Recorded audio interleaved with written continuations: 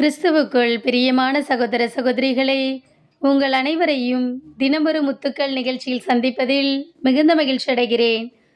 ஒருவரை ஒருவர் மன்னியுங்கள். எபேசியர் 4 அதிகாரம் 32 ஒருவருக்கொருவர் நன்மை செய்து பரிவு காட்டுங்கள். கடவுள் உங்களை கிறிஸ்து வழியாக மன்னித்தது போல நீங்களும் ஒருவரை ஒருவர் மன்னியுங்கள்.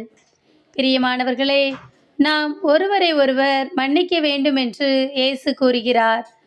மன்னிப்பு இது தவறு செய்தவனையும் விடுவிக்கிறது, பாதிக்கப்பட்டவனையும் பழிவாங்கும் உணர்விலிருந்து விடுவிக்கின்றது.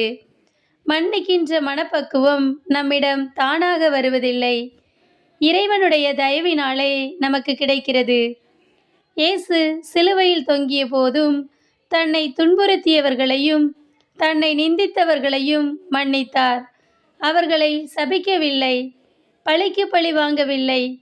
அவர்கள் அறியாமல் செய்கிறார்கள், அவர்களை மன்னியும் என்றே வேண்டினார்.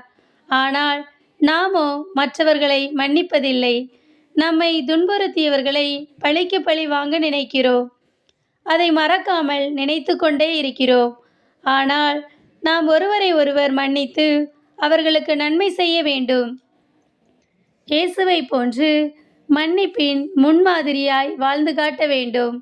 அன்பு இறைவா, எங்களிடையே வேரூன்றி இருக்கும் கசப்புகள், விரோதங்கள், பகை உணர்வு எல்லாவற்றையும் மாற்றி மன்னிப்பு என்ற சுபாவத்தை எங்கள் ஒவ்வொருவருக்கும் தாரும் இறைவா.